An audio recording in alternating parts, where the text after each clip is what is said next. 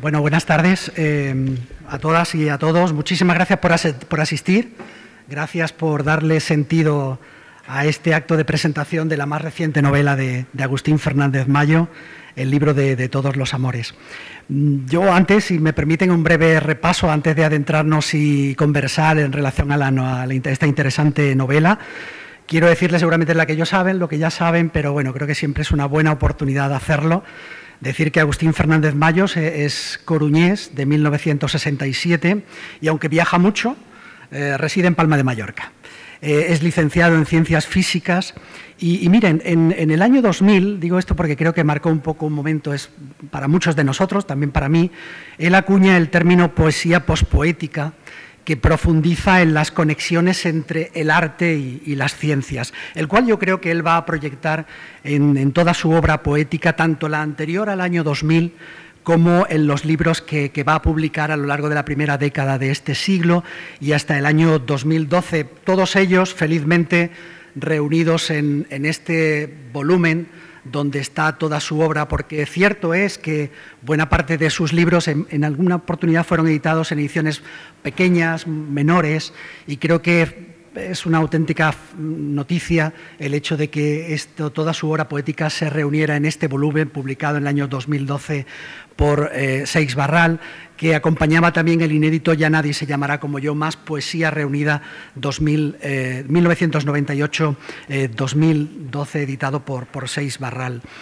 Unas bases poéticas que él va a sentar en el ensayo Pospoesía hacia un nuevo paradigma, que fue finalista del Premio Anagrama de Ensayo en el año 2009, porque, miren, si me permiten decirlo, yo creo que Agustín es por esa, digámoslo así, especial forma de observar que despliega sobre el mundo, es también un excelente ensayista, con obras tan interesantes como el Teoría General de la Basura, publicado en Galaxia Gutenberg en el año 2018 y Premio Cálamo Extraordinario de ese año, y ya más recientemente un librito que, aunque pequeñito pero igualmente interesante, que es La mirada imposible, que publicó en el año 2021.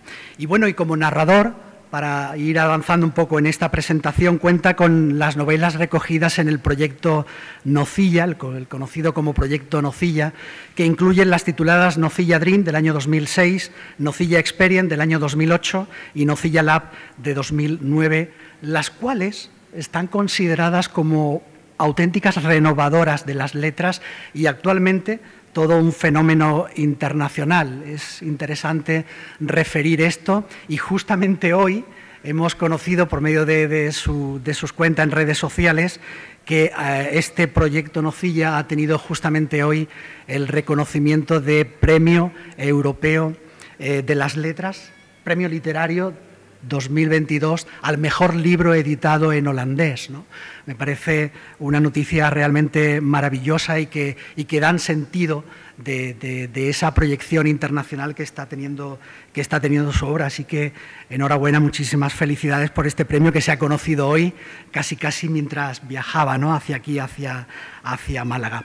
Además es autor de las obras El Hacedor de Borges, remake del año 2011, Limbo de 2014 y Trilogía de la Guerra del año 2018 y Premio Biblioteca Breve de ese mismo año. Y una obra que además está siendo un fenómeno internacional porque está traducida ya a 9 idiomas, aunque el otro día me pareció ver que está a punto de traducirse también al turco, ¿no? Me parece, ¿no? Creí leer, ¿no? O sea que, fenomenal. Lo que seguro al turco en el proyecto Proyecto Nocilla, correcto. Pues Agustín, bienvenido a Málaga. Ha venido con la hora casi justita por un retraso en el aeropuerto y yo creo que la mejor forma de saludar el premio que le han concedido hoy, Premio Europeo de Literatura 2022 al mejor libro editado al holandés, pues yo creo que le vamos a dar un aplauso, ¿no? Creo que se lo merece. Gracias. Gracias. Gracias. Bienvenido a Málaga. Bueno, pues muchas gracias a ti, David. Es un honor, un poeta al que admiro desde que te leí por primera vez en aquella mítica antología Campo Abierto, editada por DVD, antología del poema en prosa en español, en el año 2005 quizá. Y desde luego me deslumbraron tus poemas y desde ahí he seguido toda tu trayectoria, como sabes. O sea que muchísimas gracias, es un honor. Es un honor que Ana Cabello también, bueno, pues me haya invitado a estos encuentros planetarios, que tienen un nombre fascinante, ¿no? Planetarios, ¿no? Cósmicos. Me parece un nombre muy acertado, muy sencillo y muy potente, ¿no? Muy acertado. Esas cosas sencillas que a nadie se le ocurren y cuando se ocurren a alguien dices, oye, qué bueno, ¿no? Muchas gracias y, bueno, a la organización que haya detrás, que uno nunca sabe bien cuál es. Fenomenal. Yo, fíjense, yo aparte de... Bueno, y por supuesto a los y las presentes, ¿no? Yo de estos títulos y de esta obra y de este reconocimiento que ha recibido él hoy, yo diría que además de lo que he nombrado, todo ello además complementado con todos los cuentos, los artículos que publica en la prensa y también, yo diría, en un apartado quizá menos conocido que es de producción artística, que abarca también el videoarte, la música, por parte, fíjense, de un autor, y yo aquí, créanme, estoy en calidad de lector, como creo que la mayoría de todos ustedes, de la obra de Agustín, y si me permiten decirlo y sin entrar en grandes disquisiciones literarias, yo me gustaría destacar dos cualidades que en el caso de Agustín me parecen extraordinarias como escritor y como creador de contenidos. Una de ellas es que, al menos para mí, es un creador interesante. Es decir, Agustín tiene una capacidad de crear, de generar interés a los lectores por ese modo tan especial que él tiene de abordar los hechos, la información, los datos, las noticias, es decir, todo eso que de alguna manera nos rodea, él es capaz de rodearlo de interés, ¿no? Y lo refleja tanto en sus libros, tanto en sus artículos, en todo lo que publica, como también, y creo que esto es también muy interesante y que es característico de él, o al menos yo así lo observo, de todo ese conjunto de miradas, de capturas que él publica en las redes sociales, en esos contenidos que él publica tan interesantes en las redes sociales y que yo les animo a que le sigan tanto en Twitter como en Instagram, porque tiene esa capacidad de generar interés. Y fíjense, yo soy de los que piensan que realmente para que una persona tenga la consideración de ser interesante en cualquier orden de la vida, pero lógicamente en el tema artístico, ello, de alguna manera, está muy relacionado también con otros aspectos como puedan ser la dedicación, la disciplina, el aprendizaje, el esfuerzo, las horas y horas de trabajo, el estudio, las lecturas y todo eso con lo que una persona al final tiene que adornar esa cualidad de interés que genera en todo lo que hace. Y la otra cualidad que yo quiero destacar como lector y seguidor que soy de él desde hace muchos años es que su capacidad de sorprender constantemente.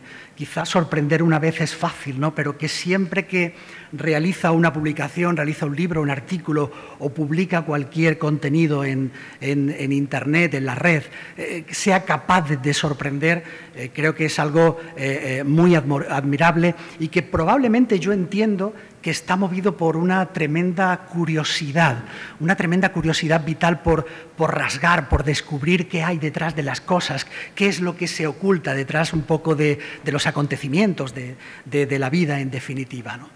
Por lo tanto, yo y creo que estas dos cualidades yo las abordo desde un plano prácticamente muy humano, ¿no? Creo que es un creador siempre interesante y un creador con una destacadísima curiosidad de la que yo creo que de alguna manera emana otra de las características que creo que impregna toda su obra y que es un gran deseo siempre de innovar, de buscar siempre en qué medida se puede innovar en cualquiera de los temas que él aborda, y que yo creo que es un concepto que él siempre ha aplicado a su obra literaria desde hace muchísimos años. El no conformarse con lo establecido, sino indagar en las posibilidades de innovar. En fin, no sé si estás de acuerdo conmigo o no, pero bueno, creo que ese aspecto al menos yo lo defiendo en tu obra muchísimo, ¿no? Ya, bueno, es tu opinión y es una opinión muy respetable. Yo no sé si será así o no.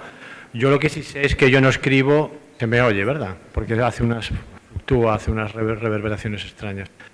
Yo no escribo lo que yo quiero, yo escribo lo que yo puedo. Yo escribo como escribo y no podría escribir de otra manera, porque veo el mundo como lo veo y no lo podría ver de otra manera como cualquiera de ustedes, ¿no? Entonces, lo único que hago es verter eso de una forma más o menos estetizada, ¿no? Y bueno, quizá el asunto de la curiosidad y de mirar siempre la realidad como si fueras un extraterrestre recién aterrizado en la Tierra y que te dijeran, di ahora qué es esto, ¿no? Entonces te dicen, ahora usted diga qué es esto. Entonces un extraterrestre, ¿qué diría? Pues lo ve así y dice, bueno, pues en todas las superficies del planeta Tierra hay unos objetos paralelepípedos que haría su propia teoría, ¿no? Digamos, marcianocéntrica, no antropocéntrica, como es lógico. Bien, yo creo que eso es lo que tienes, es lo que es crear. Crear es simular o ponerte en la piel de alguien que ve algo por primera vez para narrar al mundo esa cara B de las cosas que tenemos delante. Y no creo que haya que irse a lejanas galaxias ni a lugares muy estrambóticos, porque esa parte de la realidad que falta por narrar está aquí ahora. Está en todo, está en esta línea que separa estas dos mesas. Con esta línea que separa estas dos mesas podríamos hacer ya una novela. Por ejemplo, una frontera. ¿Qué es una frontera? ¿Qué significa? ¿Por qué una frontera tiene espesor? ¿Qué es una cuneta? Donde termina lo artificial y empieza lo natural. ¿Qué es el mundo? ¿Qué es un desierto? ¿Qué es el cuerpo? ¿Qué es la piel? Otra frontera, etc., etc. Podríamos elaborar un ensayo gigantesco de la historia de la humanidad a través de esta línea que estamos viendo aquí. Pero lo cual es muy lógico, no es que yo sea especialmente genial ni nada. Un señor llamado Proust, a partir de El sabor de una magdalena, ¿no?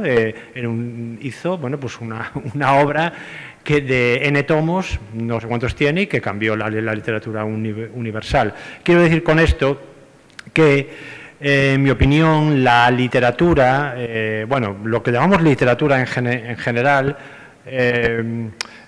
ahí puedo incluir ensayo, poesía, narrativa, aunque luego que tengo mis propias teorías acerca de lo que es cada una de esas cosas, parte siempre de lo particular. Y de lo particular va a lo general.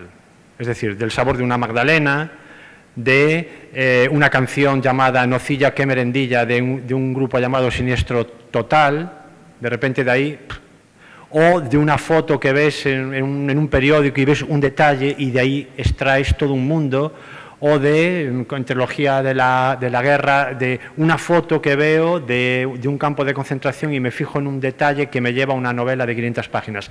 Quiero decir con esto, o cuando estás desayunando y ves una miga de pan que de repente se parece a algo y pones un post en las redes sociales.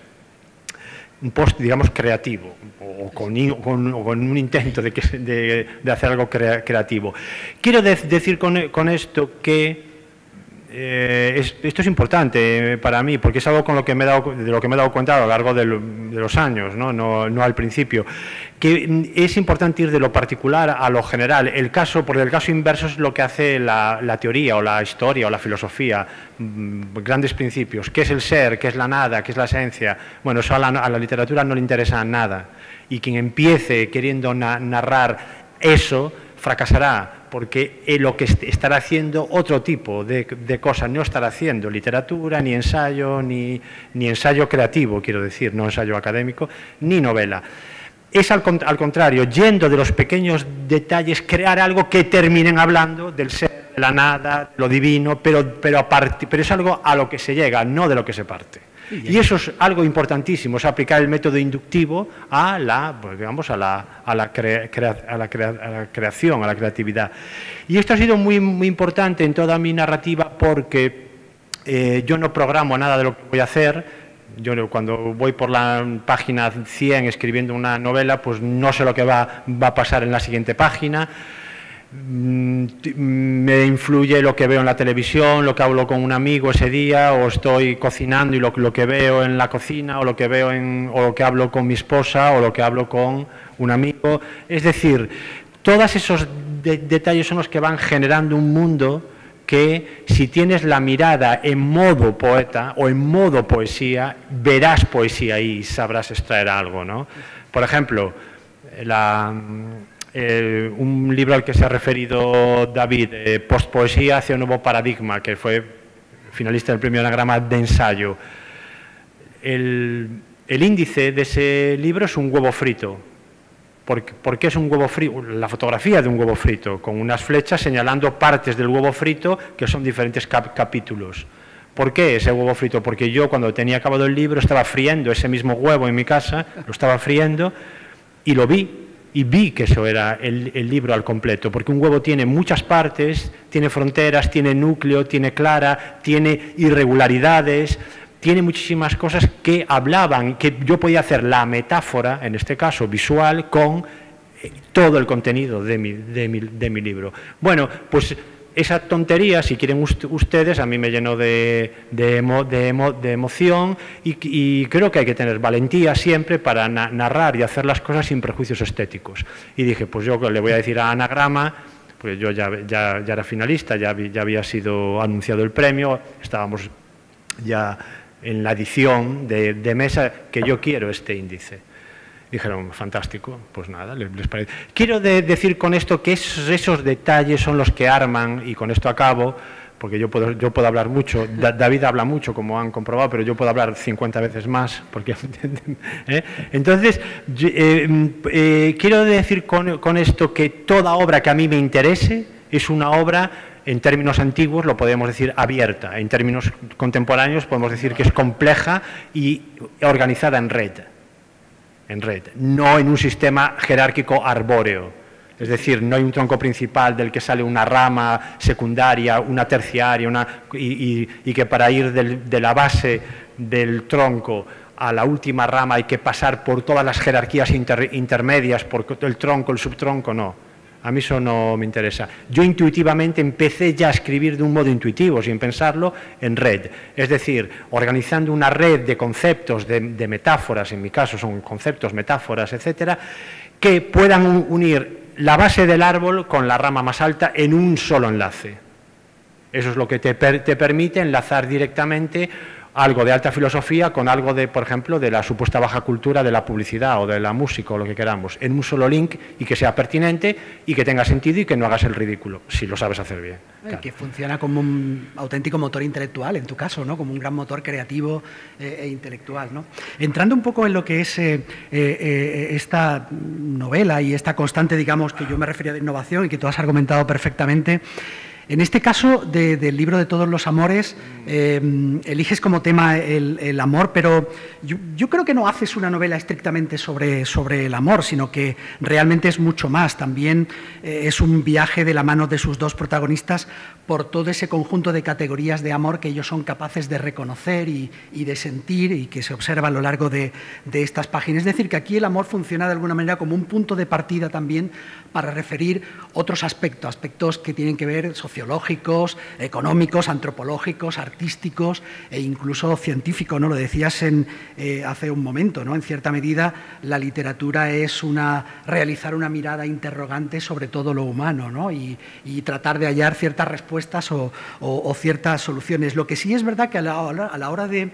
Una de las cosas que yo me preguntaba, si a la hora de elegir un tema digamos que pertenece a una realidad universal o básica como es el amor. No sé si desde el principio, aunque ya has contestado un poco, desde el principio tenías claro que eras capaz de ofrecer una nueva mirada al tema del amor, o pensabas que todavía era susceptible ofrecer un nuevo análisis o descubrir el amor desde más puntos de vista, o entiendo, lo has dicho, lo has apuntado, ¿no?, en qué medida esto es algo que has ido descubriendo a lo largo del proceso, ¿no? Pero sí es verdad que probablemente, y yo muchas veces cuando incluso como autor voy a escribir sobre el amor, siempre de alguna manera estás afrontando un cierto riesgo, ¿no?, al ser un tema universal, bueno, una realidad básica, ¿no? Y sobre todo, seguramente, Agustín, por esa dificultad que creo que siempre tienen este tipo de realidades comunes e universales, que es la de encajarlas con credibilidad en la ficción, ¿no? Es quizá uno de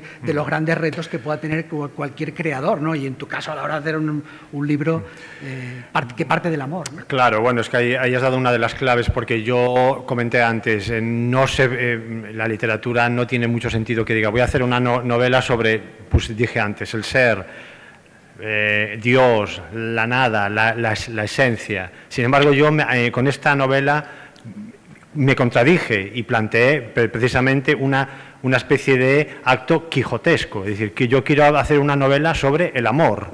Pero claro, inmediatamente pensé, pero ¿cómo voy a hablar del amor? Haces el ridículo, porque es un tema universal, ¿cómo abordas eso, no? Cierto que un periodista, cuando me estaba entrevistando por Trilogía de la Guerra, cuando ganó el premio Biblioteca Breve, me dijo, un periodista que ha leído toda mi obra, me dijo, oye, ¿sabes qué me he dado cuenta, Agustín? Que tú siempre hablas del amor, en verdad es tu gran tema, está siempre en tus libros de algún modo. Y dije, pues es verdad, no había caído. Y eso unido a que yo creo que hay una inflación de amor, que se usa la palabra amor para todo y indiscriminadamente, por lo tanto deja de tener sentido, ¿no? Porque lo que explica todo no explica nada. Todo el mundo dice, amo todo, ¿no? Amo mi libro, amo un libro. Es un gran aglutinador en ese sentido, el sí, amor, no sé, claro. pero un aglutinador que llega a no significar nada, ¿no? Porque si amas todo es que no amas nada. Bueno, dejemos eso aparte ahora, pero ya en Trilogía de la Guerra hay un personaje que dice algo así como, legislamos el mal, y tiene sentido legislar el mal, parece, pero ¿y si legisláramos el bien? ¿Tiene algún sentido legislar el bien? En principio parece una tontería, porque parece que cuanto más bien mejor. Pues a lo mejor no. A lo mejor si hay tanto bien que el bien deja de tener sentido, ¿no? Bueno, con todos esos componentes yo decía, yo no tengo ni idea de cómo voy a abordar algo sobre el amor. Además así, quería que estuviera en el título, no tenía ni idea, pero eso pasaron años, porque esas cosas hay que dejarlas ahí. Y un día, viendo la paleta de colores que está referida luego en el libro del Todos los Amores, que el botánico Tadeo Heinke hizo en 1700 algo, tuvo que definir colores que no existían, identificarlos y numerarlos, porque era botánico. Y como era botánico tenía que clasificar flores, y para clasificar flores necesitas antes definir colores. Es decir, una paleta de colores conocidos, que eran unos 200 y pico colores, la amplió a más de 1000. 2.400. ¿A cuánto? 2.487. O 2.400, exactamente. Entonces, claro, es una forma, hago paréntesis, interesante de ver cómo a veces lo científico, que en este caso era la botánica, hace de motor a lo artístico, porque esos colores antes estaban sin definir y hubo que mezclar e inventar unos pigmentos para dibujarlos realmente, ¿no? Bueno, pues viendo esta paleta de colores que pueden ustedes consultar en la red, porque con poner el nombre, y eso es muy antiguo, hay fotografías de ellas, es muy bonita, vamos a decirlo así. Ahí dije, ya está, esto es lo que yo quiero, esto es lo que tengo que hacer, pongamos en que el huevo frito del que hablaba antes, pero aplicado a otra cosa, o el árbol de los zapatos del proyecto Nocilla, esto es lo que yo quiero, es decir, yo quiero hacer no una paleta de colores, sino una paleta del amor, es decir, una especie de pantone del amor, clasificar amores. Ahí sí que me veía yo con fuerza para abordar eso. Entonces empecé a escribir unos microtextos, que son los que están aquí ahora, bueno, microtextos, unos textos de media página, algunos, mitad ensayo, y que en un momento dado se volvieran locos estos textos y dieran un salto metafórico, no totalmente lógico, pero que implicara lo poético. Es decir, una especie de hibridación imposible, o en este caso creo que posible, entre lo ensayístico y la poesía. Y al final poner una definición de amor. Porque cuando tú ya entras en esa fase de modo poeta, ves amor, en este caso podía ser otra cosa, pero era el tema era el amor, ves el amor en todo. En esta línea que separa estas dos mesas, puedes hacer todo un texto sobre el amor. En este tapón que no terminó de salir de esta botella, se puede hacer perfectamente una metáfora y hablar de tapones y terminar hablando de por qué esto tiene que ver con el amor. En la forma de los zapatos de cada uno de ustedes, en un pelo que te encuentras en tu casa. ¿Se han fijado que los pelos son el último en irse de una persona, ¿no? Siempre. Son como fósiles. ¿No son acaso entonces una especie de fósiles del amor si el amor se ha extinguido? Etc, etc. Terminas viendo el amor en una transacción económica, en un billete de 20 euros. Entonces empecé a hacer todo esto que francamente me salía fácilmente, porque yo tengo esa facilidad, la que fuere, para relacionar cosas. Y luego es cuando se me aparece la idea, como tú has planteado, de ¿y cómo metes esto dentro de una narración novelística? Que podía haberlo dejado así y haberlo publicado como otro tipo de libro, pero dije, no, quiero meter, se me apareció el tema de Venecia, del fin del mundo y de una serie de cuestiones acerca del sonido, que luego espero poder comentar. Por algo en la portada hay un vinilo. Y bueno, fue cuando apareció esta pareja que ya es una peripecia novelesca, ¿no? Sí, estos personajes, además, los protagonistas de los que ahora hablaremos, ellos mantienen un diálogo que dan pie precisamente a estos microensayos que está señalando, que vertebran toda la novela. Porque, perdón, al final, si te das cuenta, uno de los protagonistas es ella es la que escribe esos microensayos. Correcto, ¿no? Y de alguna manera yo creo que nos dan una idea con esa complejidad de la que tú estabas hablando, algo de lo que seguramente ya conocíamos o ya sabíamos, y es que hoy se vive el amor de una forma, digámoslo así, mucho más compleja de lo que lo vivieron probablemente nuestros padres o nuestros abuelos, entre otras cosas porque vivimos en una sociedad también muchísimo más compleja, ¿no? Y es ahí donde creo que toda esa tipología o categorías de amor a los cuales tú vertebras la novela, creo que es un gran acierto, ¿no? Yo, fíjate, estos días atrás, mientras releía un poco la novela, ya que hablábamos de novelas tuyas anteriores o de ese periodista que acabas de comentar que te relacionó, te recordó que realmente tú en tu obra siempre habías estado hablando de amor, ¿no? Y yo recordé un pasaje de una de las novelas de Proyecto Nocilla, donde ahí comentas de que realmente la relación que se establece entre dos personas que están enamoradas, durante el tiempo en que son amantes, están enamorados, son capaces de generar una especie, digamos, de lugar, de espacio, de ciudad propia, que curiosamente se mantiene en pie, se mantiene erigido, son espacios comunes que solamente ellos pueden identificar y que incluso cuando el amor se ha roto, incluso cuando esas parejas ya no existen, sin embargo son espacios que permanecen y son capaces de solamente ellos identificar. Creo que de alguna manera también esa idea es también uno de los soportes de esta, ¿no? Al menos lo claro, identifiqué, ahí dices muy bien, porque, por ejemplo, esa idea que ya estaba ya en Nocilla Lab, en forma embrionaria, la cojo aquí y le doy una vuelta más sólida, y es una idea que a mí siempre me ha estremecido en realidad, que es la idea, o sea, yo tengo el convencimiento de que romper una relación amorosa con alguien es un crimen, o sea, que tú estás matando algo y que eso jamás debería ocurrir, nunca. Yo creo que las personas deberían, como las palomas, aparearse para siempre. Como esto no ocurre, o a mí nunca me ha ocurrido, espero que a partir de ahora sí, pero bueno, uno siempre cree que a partir de ahora sí, pero bueno, estoy convencido de que sí, pero bueno.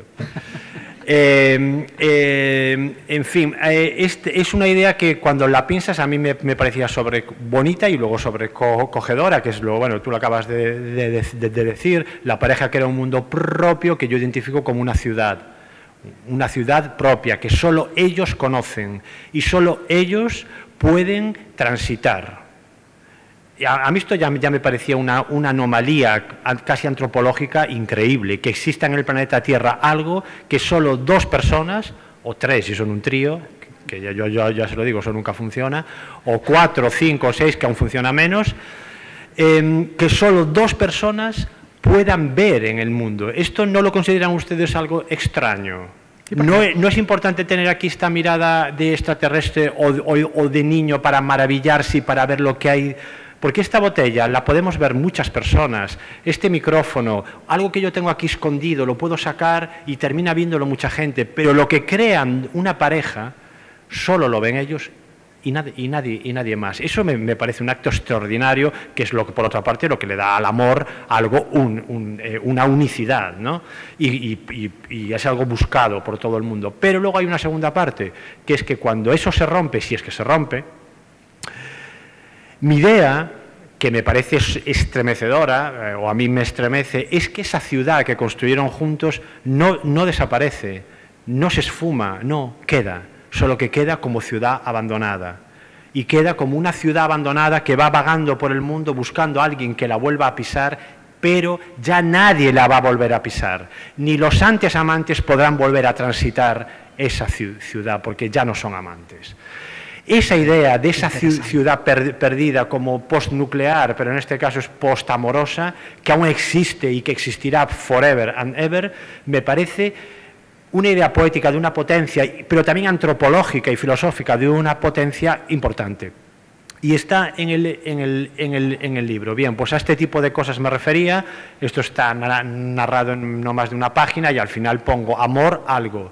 No me acuerdo cómo se le llama ahí a eso, amor ciudad o amor, bueno, eso es igual. Los voy clasificando, todos esos amores, el Pantone del que les hablaba antes, ¿no? El Pantone de colores, en este caso, de amores. Qué interesante, ¿no? Porque es verdad que 2 personas enamoradas construyen un mundo propio, una ciudad propia, a raíz de los gestos, a través de los objetos, de las miradas, de los encuentros, de las experiencias vividas, ¿no? Claro. Y eso queda, ¿no? Me parece de lo una idea dicho, brillantísima, de lo no dicho, ¿no? De las personas que se relacionan también, que cohabitan esa ciudad, pero sí es verdad que es un espacio realmente único, porque este libro es verdad que a mí me ha parecido, considero que es una lectura del amor a la que asistimos en la novela.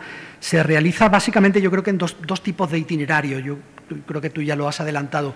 Por un lado está la historia de la pareja protagonista, él y ella, y por otra parte creo que está el recorrido por la ciudad de Venecia, ¿no? Hilándolo un poco con esto que acabas de comentar de esa ciudad que es capaz de crear dos amantes. Hablemos brevemente, si te parece, de los protagonistas de la novela, él y ella. Él es un profesor en un año sabático, dentro de lo que podemos decir, que está dedicado a terminar un diccionario, ¿no? de latín antiguo.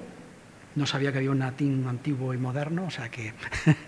Bueno, eso me lo inventé yo, pero es lógico, ¿no? Habrá un latín antiguo y un latín más moderno. Parece razonable. Parece razonable. Casi fuera, ¿no? Porque luego hago un paréntesis a esto que dices, el reino de la novela es el reino de la invención. Ustedes no deben temer nunca a inventarlo todo. Y aprovecho para acabar este paréntesis. La documentación, esto que se dice tanto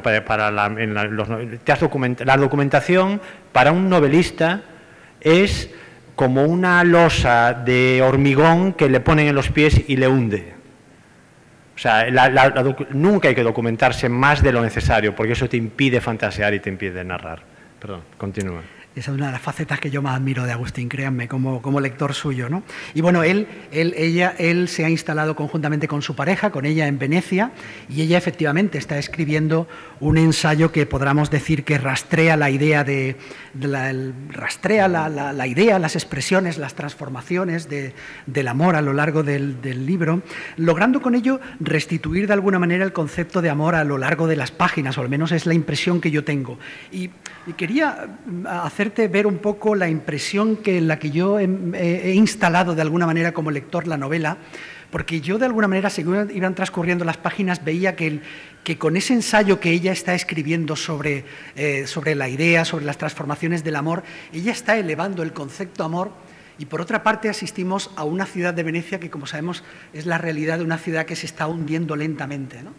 Y a mí me parecía, de alguna manera, que en esa inestabilidad como de placas tectónicas, por un lado el amor elevándose sobre una ciudad, Venecia, que está hundiéndose lentamente, en esa inestabilidad es un poco el sostén narrativo, es el sostén de la trama, de la historia, en la que al menos como lector yo me he sentido muy imbuido. Es verdad que en esa inestabilidad, si me permite decirlo así, igual estoy diciendo una barbaridad para el autor, es la que luego tú evidentemente alumbras y vas complementando con dosis, por ejemplo, de misterio, de suspense, de terror en algún punto, ¿no? Pero es en esa inestabilidad en la que se va a mover de una forma gráfica, por así decirlo, creo que la novela. Y esas dosis, por ejemplo, de suspense o de misterio está en el hecho, por ejemplo, de que esta pareja de protagonistas no sepa muy bien qué está pasando con ellos. Tú lo has dicho, la idea del gran apagón o del fin del mundo, qué parece que va a suceder o cuál es el papel que van a jugar estos protagonistas en ese cambio que se atisba. Ya. Con el cual yo creo que también, si ya termino un poco, a mí me ha permitido sobre todo inferir algo, y es que en esa inestabilidad y un poco como conduces la novela, los personajes, la trama, la historia, la inquietud que se genera, consigues trasladar al lector, creo, una preocupación por su propio presente, ¿no? Para que se pregunte o analice dónde está él dentro de esa inestabilidad. Bueno, esto último que dices me parece muy, muy importante, porque toda novela, yo no entiendo la novela como algo, un entretenimiento, como una película de domingo por la tarde sueca, ¿no? O alemán, o estas, ¿no? ¿Sabes? Que yo las veo todas, que me encantan, pero no. Lo entiendo como algo que también debe generar ideas o debe generar una reflexión acerca de la contemporaneidad, ¿no? Yo creo que hay dos tipos de novela, o la realista o la anticuada, y no hay más. No hay más, no solo existen esos dos géneros. Realista, ¿por qué? Porque cualquier novela, sea experimental, sea ciencia ficción, sea fantasía, sea realismo social, da igual, ha de ser realista en el sentido de que tiene que dialogar con la realidad que le ha tocado vivir, tiene que comunicar algo real a la gente, porque si no, es que es anticuada, porque ya no comunica nada a una determinada sociedad en un momento dado. Bien. Lo cual no es un reto fácil, ni mucho menos. No, claro que no, es el gran reto, ¿no? Ese es el gran reto. Y claro, esta imagen que has dado tú, que me parece brillante, que se nota que eres poeta, has fabricado instantáneamente una imagen de dos placas tectónicas, ¿no? El amor que se eleva y la ciudad que se hunde, ¿no? De algún modo está, por supuesto que está. ¿Por qué? Porque me voy a remontar bueno, voy a dar un pequeño rodeo, pero no me pierdo, no piensen ustedes que me pierdo, y si me pierdo invento algo para parecer que no me pierda. Para parecer que no me he perdido, perdón. ¿Por qué Venecia? Venecia me interesaba, entre otras muchas cosas, para empezar, porque es la ciudad del amor por antonomasia, y yo quería dar una vuelta de tuerca al amor, no quería presentar la Venecia romántica, romantizada, etc. Eso ya era un reto narrativo que a mí me interesaba muchísimo, cómo hablar de Venecia, del amor y de Venecia sin presentarla como ese merengue dulcificado que es Venecia para la literatura o para el cine, etcétera. Pero había algo más. El libro habla, que tú lo has apuntado de alguna manera, habla al hablar de nuevos tipos, o sea, también se hablan de nuevos tipos de amor que yo me ha parecido detectar a partir de la contemporaneidad que vivimos. ¿Qué duda cabe que el capitalismo o el mercado, le podemos llamar así, ha generado nuevos tipos de amor? Y ha generado nuevos tipos de relaciones amorosas, que eso puede ir desde las plataformas de contactos a la compraventa de objetos de tu expareja para extraer dinero, a muchísimas cuestiones, o sencillamente a vendernos la idea de que el amor es puro cuando yo qué sé, que te enamoras de alguien y a través de Facebook entras en contacto con alguien que te enamoras, pero de ahí hay una empresa que está extrayendo un rédito, etc. Es decir, el capitalismo, que es muy hábil, por eso el capitalismo yo creo que nunca se va a extinguir, porque redefine todo en su beneficio, y cualquier crítica que le hagas la redefine en su beneficio también, ha sabido extraer de, ya no es coercitivo, ya no dice tú, te obligo a que hagas esto. Eso ya es que es algo, el vigilar y castigar Foucaultiano, eso ha quedado ya un poco atrás. Ahora es la seducción. Entonces el capitalismo ha sabido seducirnos para, sin saber que estamos pagando, pagar, ¿no?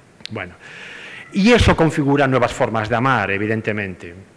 Luego hay otras formas de amor que han aparecido, desde el poliamor a los estados intermedios entre los sexos, cantidad de variantes que están ya en la sociedad y que yo de algún modo quería recoger. Bien. A lo que iba es que Venecia, vuelvo a Venecia, me interesaba Venecia para darle la visión, que es real, de que en Venecia es uno de los lugares donde nace el capitalismo, cosa que no todo el mundo sabe. Y como yo abordaba el capitalismo en este libro, pues quería que fuera Venecia. Fue en Venecia se firma el primer cheque de la historia, el cheque, aquellas cosas que yo creo que ya no se usan, que era un cheque bancario, el primero se hace en Venecia y se emite en Venecia para comerciar, porque recuerden ustedes que fue un imperio comercial, no fue estrictamente comercial. En ese sentido era muy interesante porque era un imperio ya proto-posmoderno, ¿no? No fue combatiendo, sino que fue comerciando, con lo que se extendió por todo el Mediterráneo, etcétera. Luego otra cuestión es que también la primera producción en cadena, esto que llamamos el taylorismo y la producción en cadena, no empezó, como muchos pensamos, en la revolución industrial en Gran Bretaña o luego en Estados Unidos, en la fábrica Ford. No, empezó en Venecia 2 siglos antes, para hacer barcos en serie. Es decir, que el capitalismo está íntimamente ligado a la ciudad de Venecia. Y el amor hoy está íntimamente ligado al capitalismo. Por lo tanto, Venecia era para mí un marco interesante diferente para hablar de estas cosas y no hablar solo de una historia romántica. Y ahí es donde entra un poco ese capitalismo emocional, ¿no?, al que te refieres. Efectivamente. Bueno, hacemos este paréntesis si quieres, pero que es verdad, eso es lo que llamo ahí el emocapitalismo, que es como el capitalismo nos maneja a través de las emociones, ¿no? Te gusta conducir, ¿no?, de una marca de coches, ¿no? Por ejemplo, te gusta conducir, eso es, ¿no? Te lo venden a través de las emociones y no de la potencia de caballos, que eso ya solo le interesa ya ni a los poligoneros. Yo creo que les interesa lo del ni a los que tunean, ¿no? Les interesa lo del motor, ya es más una cosa del diseño, no sé qué, que es una cuestión emocional, ¿no? Bueno, pero ahora sí que acabo, porque no quiero dejar de decir que, porque tiene que ver con lo que tú comentaste, Venecia se hunde. Y como Venecia se hunde, era una segunda parte que me parecía interesante para poner Venecia, o sea, para poner la novela en Venecia, porque como ustedes saben, Venecia se asienta en millones de troncos clavados verticalmente. Los cimientos de Venecia son troncos de árboles clavados verticalmente y ahí, sobre eso, están construidos esos palacios. Entonces, de repente, hay un momento en que te das cuenta, otra vez el huevo frito, si quieren, de una idea, algo que todo el mundo sabe, pero que yo nunca la había pensado así, y a mí me fascinó y me sirvió como epifanía para elaborar algo, que es la siguiente. Venecia es una ciudad inversa, casi como aquellas ciudades de Italo Calvino, de las ciudades invisibles, que a lo mejor ustedes se acordarán, aquel libro tan maravilloso. Venecia es una ciudad inversa, porque claro, es una ciudad al revés que Málaga, al revés que Palma de Mallorca, al revés que porque los cimientos de Venecia son cimientos vegetales, son cimientos móviles, y sobre esos cimientos móviles están asentados el mármol, la piedra, todo su pasado, en definitiva, ¿no? Todo así, ¿no? Entonces, claro, es una ciudad que es como, claro, y al final, ¿qué es el amor? El amor, si nos fijamos, tiene algo, esto funciona como metáfora, ¿no? El amor siempre es algo que creemos que es muy sólido, como Venecia, pero siempre está sentado en algo vegetal, en algo líquido, en algo endeble al menos, ¿no? Y claro, y en ese sentido Venecia enlaza con la idea que tú has comentado, ¿no?, de que Venecia se hunde y la protagonista haciendo estos ensayos acerca del amor intenta como de algún modo elevarlo. Y con esta argumentación, Agustín, a mí me parecía de alguna manera, no sé si es un atrevimiento por mi parte decirlo, que podemos considerar también Venecia como un personaje más de la trama de esta novela. Bueno, sí, evidentemente, cualquier personificación, puede que haya una especie de personificación, ¿no? En realidad yo creo que personajes de una novela, cualquier elemento que aparece en una novela ya es un personaje, sea un objeto, sea... Ahora acabo de citar a Italo Calvino y ahora me viene a la mente otra idea de él, que era aquella de nunca pongas en una novela un objeto porque sí, que luego lo puedes poner y no pasará nada, pero bueno, como punto de partida no está mal, ¿no? O sea, porque un objeto en una novela se convierte en un polo magnético de la propia novela, ¿no? O sea, tú pones dices, fulanito, fulanita abrió un cajón y cogió una cartera. Esa cartera, el lector ya va hacia esa cartera. La narración parece que se ve atraída por ese objeto, ¿no? Interesante. O aquello que decían los de la novela, ¿cómo se llama? Novela negra, a la cual yo no soy afecto, como ustedes podrán imaginar. Sí, un poco al cine, pero que es una frase muy buena, que es nunca pongas en una novela o en una película una pistola que no vaya a ser utilizada, ¿no? Porque entonces estás como engañando. Por la atracción, claro. Claro. Entonces, bueno, sí, claro que es un personaje, pero tú piensas que ya en el proyecto Nocilla ya los desiertos son personajes. Sí. Es una de las características poéticas de tu obra. Claro, ¿no? los conceptos, ¿no? Y no sé, ¿no? Sí. Yo estaba pensando también en el hecho de que dentro de los protagonistas está la figura del embajador. No sé si igual hay personas que todavía no han leído la novela, ya están tardando, pero bueno, es un personaje enigmático, desdoblado. Es un personaje además que tiene un primer encuentro con la protagonista en su vuelo desde Montevideo a Venecia, donde mantiene una conversación, aunque es más monólogo. Y ahí es donde este embajador, hasta donde más o menos se puede decir, de alguna manera está relevando también una idea interesante desde el punto de vista de los personajes, y es que él, con una cierta dosis de preocupación o de temor, revela que esa ficción que él ha soñado, él teme de que se haya hecho realidad y ande un poco deambulando por el mundo, ¿no? Esté ya dando un poco sus pasos, ¿no? Llega un momento en que dice, los sueños buscan algo muy concreto y eso que buscan no es otra cosa que el mundo real, ¿no? Y en este monólogo hay una parte, si me permites, la voy a referir porque me ha parecido muy interesante, que da una de las claves, creo yo, un poco de la argumentación que estás comentando en relación a Venecia, al capitalismo, etcétera, y dice así, la falta de amor que aquejaba y todavía aqueja al mundo, tal era lo que contaminaba el agua bautismal, carencia de amor que no solo afecta al mundo, sino que está vaciándolo, como si lo borrara.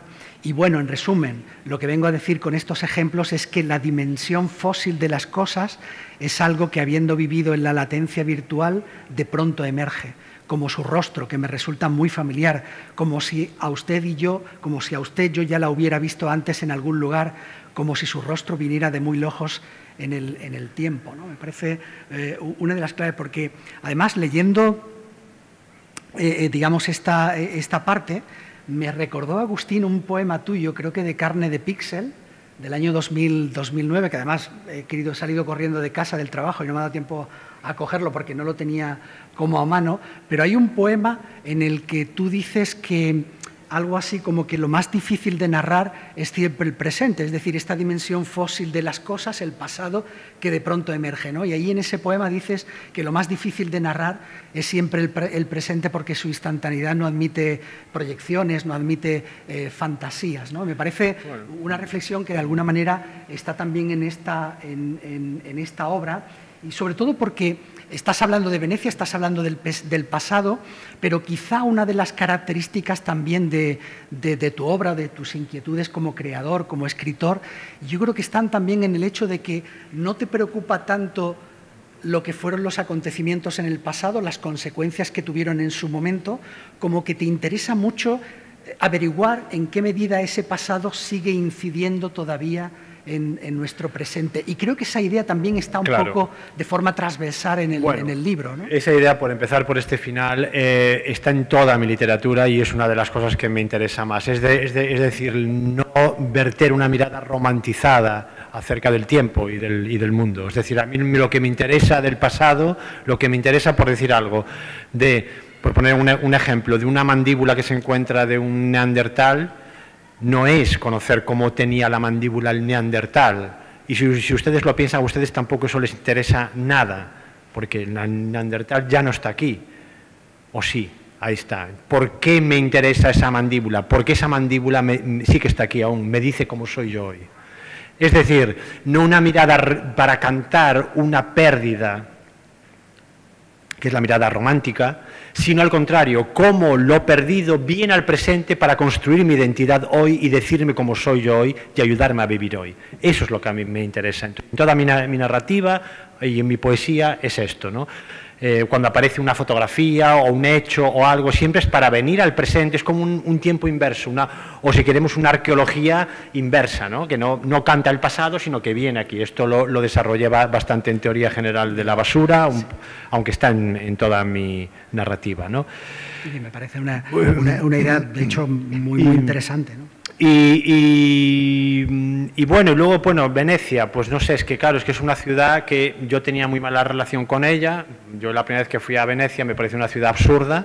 Has estado recientemente, ¿no? Sí, he estado ahora hace 15 días por la Bienal de Arte de Venecia como visitante. Pero Venecia, la primera vez que fui, me pareció una ciudad absurda, y ahora que me acuerdo, en mi poemario Antibiótico, escrito en 2015, lo pone. He pensado Venecia como la ciudad más absurda del mundo, ¿no? Yo la imaginaba todas los edificios que están pegados en los canales que hacen como un serpentín, ¿no? Imaginaba como esas fichas de dominó que algún día alguien iba a llegar, iba a hacer así y van a caer todos.